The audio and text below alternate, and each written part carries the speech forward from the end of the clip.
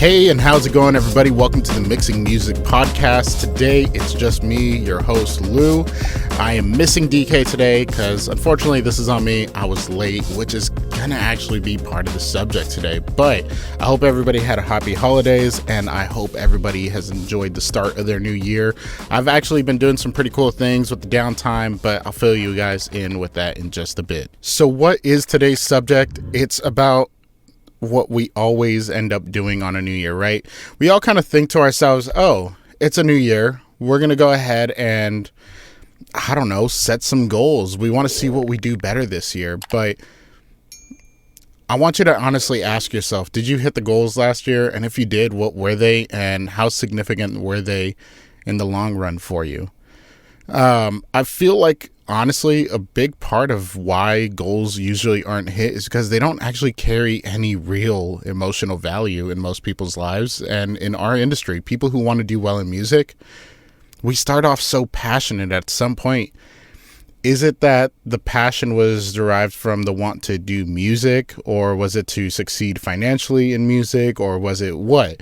You know, you had to kind of set a goal that is very honest to yourself. And that's what I want to talk about today. I want to be having this conversation with you guys that is goal setting, but on a deeper level, just something to help you actually do better this year and not just talk about or start doing better. And then once you see the amount of work that goes into it, you're just kind of like, not worth it. Because at that point, the reason why was not really worth it. So let's kind of dive in. Now, we've all in music experienced what is known as the slow season. The slow season is typically November, December, and January. Now, I know we just started January, so there's still a little bit about the slow season that's going to be kind of kicking our butt. But that's totally cool. You know, 9 months out of the year, you work, you make all this money, and you save some of it for those 3 months off that you kind of have. Now, they're not typically entirely off. Those of us that are busier still find work. I still have quite a few things on my to-do list that's just kind of over here. And everybody that I'm working with, yes, we're all working on it. At the end of the year, I ended up getting hired for like 3-4 albums, which was great. But being that it's labels, you know, I might not see that payment till end of January or February. So we'll see, you know. But that's kind of my point. You know, in this downtime that we have, there's a lot of people with more time on their hands. And sometimes you might get a little burst of work and stuff, but we're still kind of with a lot of time on our hands. And that kind of leaves us wondering, one, what can I be doing with my time? Could I be making more money? How could I be making more money efficiently right now? Or do I just go harder? Did I not do enough in the previous year? And for a lot of people that join music, it's usually because they like music. You know, it seems fun. And once it's no longer fun, the reason why you did it is no longer there, right? Because it's no longer fun. But there are people who do music because they want to build a name. They want to build a legacy. They want to create, I guess you could say what a lot of people know as like mailbox money. They want to create some kind of residual income off of the royalties and things like that. And once they start seeing those things happen, their reasons for joining actually start to make sense. So let's talk about like the why. Now, I'll give you kind of an example. I've been going to the gym for about 4 months consistently. I've now, funny enough, I've now talked in a lot of friends and family to actually start going to the gym, not just with me, but in general. And those people are now starting to take other people out to the gym. Before this happened, you know, I went to the gym one other time and I gave up. So let's kind of just review what worked and what didn't work on that, because it still applies to music. When I first started going to the gym, it's because I just wanted a nicer body. I just wanted to look good. But the more I thought about it, the more I was doing the work and the more it sucked going to the gym. Because let's be honest, as consistent as I am 4 months later, it still sucks. But I love going to the gym now. So why did it suck so much before? It's because, to be honest, I don't mind the way I look. I like the way I look. I think I'm one of the most handsome men I've ever seen. Not cocky-wise. I've got self-confidence up the wazoo for myself, and that's one of my best traits. I'm confident. But because of that, the reason why wasn't enough, because I didn't want to change enough about me, because I didn't really see a problem with me. So once things got tough at the gym and unpleasant and all that, it was easy for me to give up because it didn't really matter. But if you want to be taken seriously in life, You have to show consistency. You have to also be able to show up for yourself. And that's what I wanted. Me going to the gym was more about me wanting to be a better version of myself, not just in my own eyes, but in the eyes of others, so that when I help people and I say, hey, this can help you, they're not looking at me in return and be like, well, you can't really seem to help yourself, can you? I'm not saying that it's like a body shaming thing or anything. I'm not saying that at all. I'm saying that if you're not willing to show up for yourself, nobody else can actually take you that seriously, right? Because you won't even do it for yourself, so why should they take advice from you? Now, this is the driving force as to why going to the gym is something so important to me nowadays. When I don't go to the gym after a few days, it starts to bother me a lot because I start seeing that I'm not doing it for the why anymore. And the why is that I want to take myself more seriously. And I want people who work with me that see me being consistent and showing up for myself to think, oh, this is somebody who takes it seriously when he takes on something. I would rather work with somebody like this than somebody who's just not as consistent, even if it's just for something for themselves.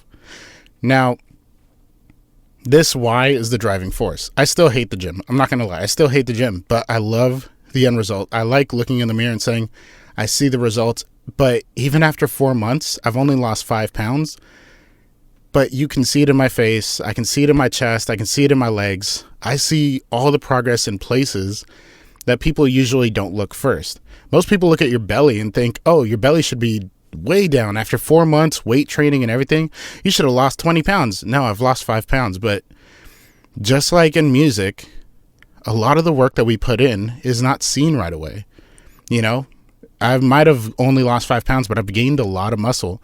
I went from only being able to squat maybe 1 plate properly to, you know, on December 31st, I hit a personal record of 405 pounds. For those of you who do not know what that is, imagine 4 45-pound plates on each side of the bar, and you have to squat all the way down with that on your shoulders and lift it up. I lifted a 405-pound weight off of my shoulders, and I did it for only 1 rep.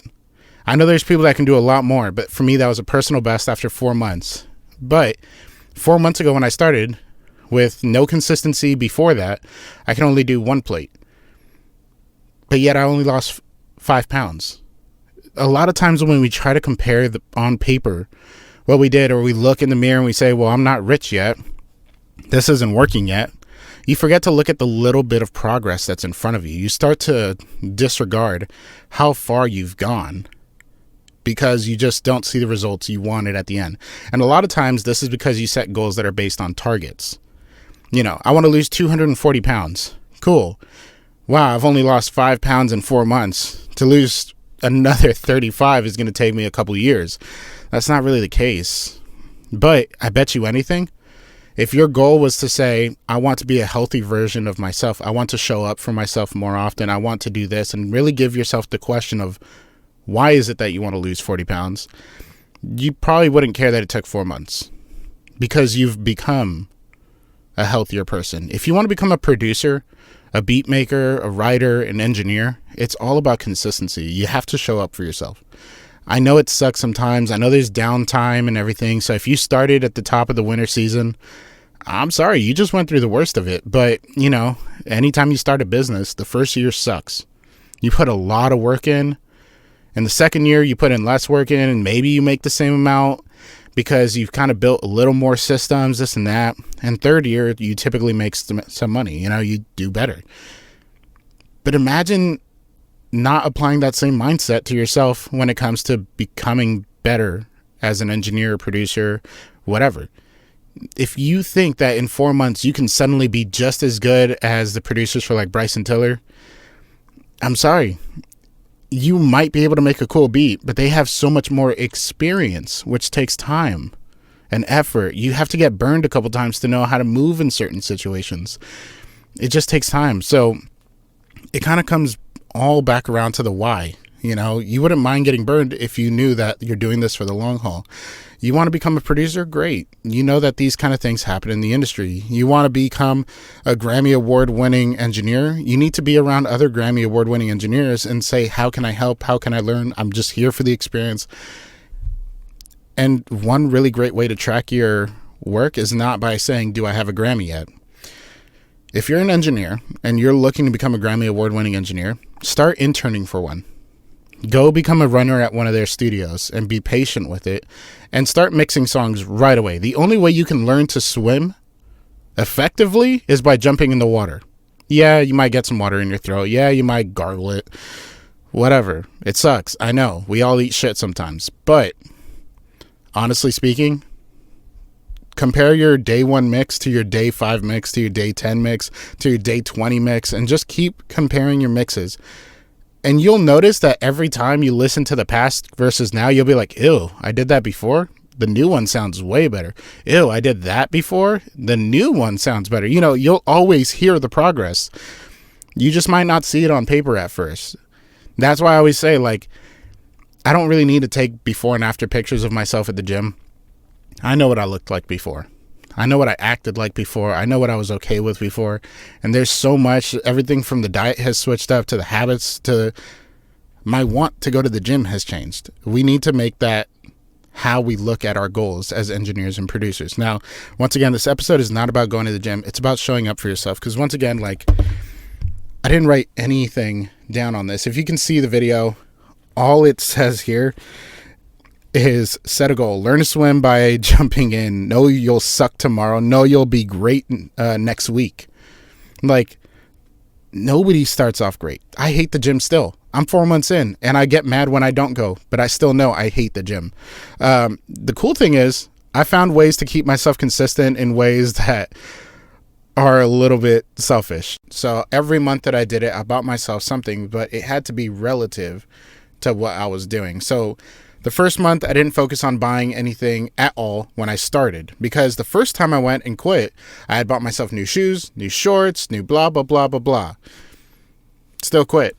So it wasn't a material issue. It was a personal mental capacity issue. I didn't have the love for the gym that I needed to have, better yet said, love for myself. But now on month 1, I bought myself a gym bag. Month 2, I bought myself some like food containers, glass microwavable ones, because like the plastic ones just sucked and could never be microwaved and blah, blah, blah, you know. But then I got myself my own back roller, which whenever I use it, I love it because it cracks the hell out of my back and gets me ready for like leg day, back day, whatever. The next month I got myself like, you know, whatever else. There is always something new every month. I'm on 4th month. I need to get myself something, you know. But point is, you know, I'm starting on my 5th month of gymming. I've hit personal bests, and getting myself a little reward actually helped. And part of that was, you know, the reward itself. Was it not? Like, I made it again. I can justifiably buy myself something again, and it becomes less about the new stuff that you can add to make the routines funner or whatever. It just kind of becomes this like self-reward, yourself pat on the back. It's awesome. Don't overthink the process. Just honestly, give yourself time to grow. Give yourself the ability to say, you know what?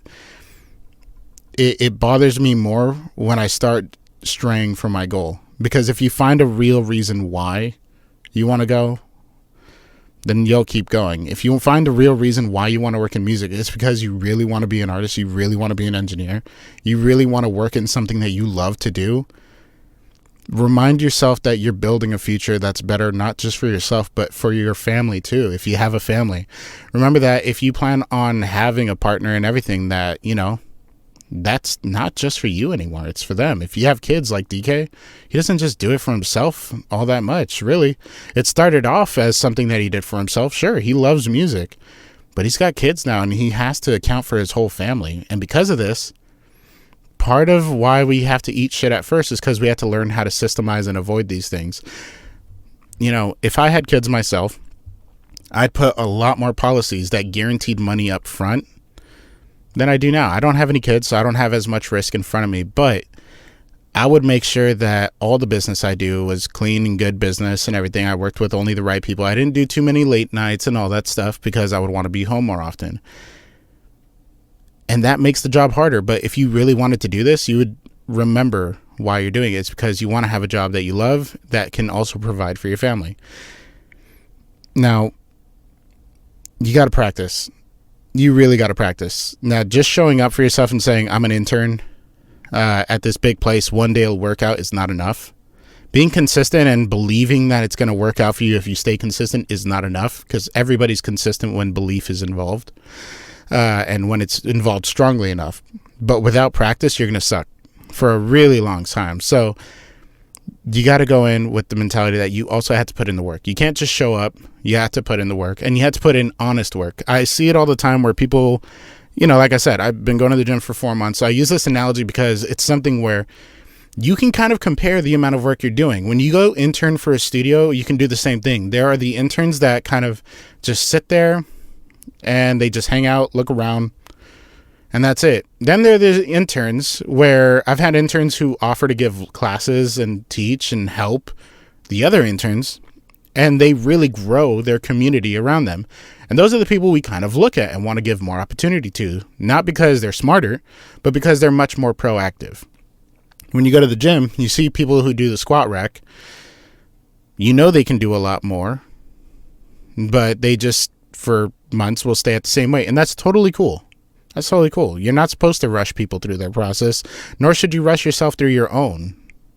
But at a certain point, you will plateau.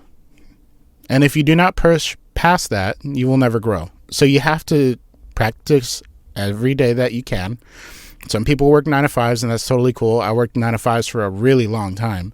And one of the things that I learned, honestly, in the last year is a 9 to 5 is sometimes better.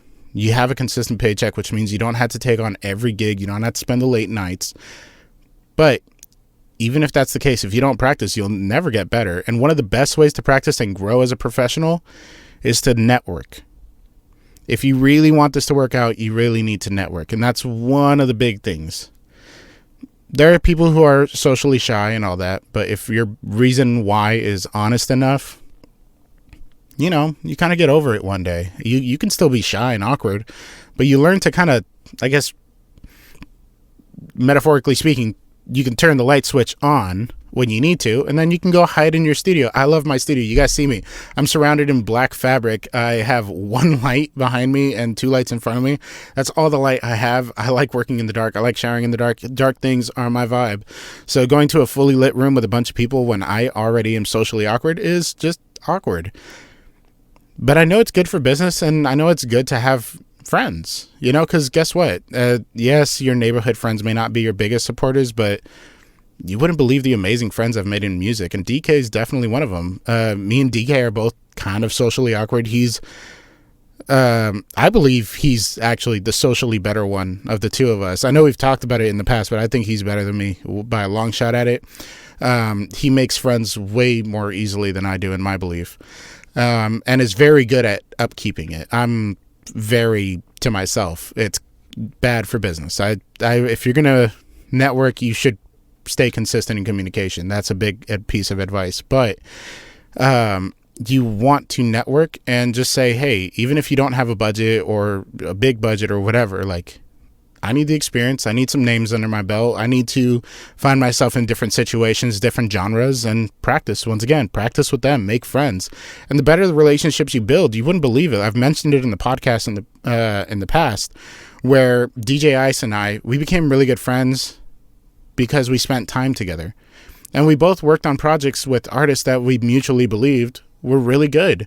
And because of this, I will always say this. I would have never been in Dreamville had it not been for DJ Ice. Like, he really gave me a chance, and it was based on the idea that we're friends and we're here to help each other. And, that may not always be the case where you can help each other, but you wouldn't believe how much just networking and making friends and mutual love interests, like, let's say, music, how much that can help your career. So network, stay consistent, practice, eat shit, make a mistake or two, get burned once or twice, but all these things, you got to remember one thing. You had to learn from every experience. If you didn't learn anything from an experience, it was a waste of time.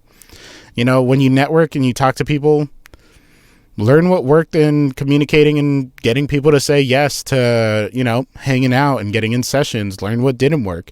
If you were a salesperson and you said, oh, I like iPhones. Oh, you want to buy an Android? Oh, but you should buy an iPhone, and they walk away. Maybe you shouldn't have pushed the iPhone so hard. Next time, maybe sell the Android. I'm just saying, like, learn from these experiences, learn from your fails. When you make a beat and they didn't pick it up, but they picked up the other one, don't get mad, don't get sad. Study the other one. There's so much that you can do that will actually help you grow. But the main things that are going to make it happen is you have to find a real reason why. Then you have to stay consistent with it. And lastly, you really have to show up for yourself on that. That's the key. You have to show up for yourself, because nobody, not your spouse, not your brother, not your sister, not your mom and dad, they're not going to hold your hand all the way through it. If your reason why is not strong enough, it may not pan out. And this is not to be a downer. Honestly speaking, this is my inspiration. My reason why is I want to show up and be a better version of myself. And I did this before the new year. I did it just randomly. So forget about it being the new year. I know this is a New Year's topic everywhere, but I want to be realistic. I'm willing to help you. I give away my templates for free. We have the Mixing Music Podcast. Dee Kei and I do mix checks and everything. Dee Kei does free mix reviews on Twitch. I always have my DMs open on Instagram. I may not get back to everybody right away, but I get back to everybody. I'm always, even when it comes to like pricing, when people are trying to work together, I always try to give people a hookup when I know that the situation isn't the best, and that's totally cool. I'm always here to help. I like helping people. And the reason I want to do better for myself, the reason I started going to the gym and doing other things for myself, is because the better I make myself, the more I can help people. If you really wanted a career in music, if you want this to work out, you have to show up for yourself. And I know everybody that I talk to can. It's not that I have a blind faith in humanity. It's that all it takes is honestly understanding why you're doing it, staying consistent for yourself, and showing up for yourself. And by showing up, once again, that means doing the work. It's not enough to just stand there. You have to work. You can't just float around in the pool. If you want to swim, you got to make it to the other side. You got to push. You have a hard time breathing? Fuck it. Start getting used to it. Do some cardio. There's a way to get there, and I'm willing to help out everybody that I can. So, I'm going to wrap up this episode just saying, I believe in y'all. If y'all have some goals that you want to hit and you're looking for advice on how to kind of reach it, definitely hit us up. I'm always happy to answer any kind of questions. You can hit up my Instagram at Mastered by Lu. You can hit up DK at DK Mixes. Honestly speaking, if you heard this episode and you have some wins from progress from setting goals, DM them to me all year long. As soon as you hear this episode, if you found some successes, DM them to me. I'm going to post them. I just want to hear about your wins. But with that, happy mixing, my friends. Stay saucy.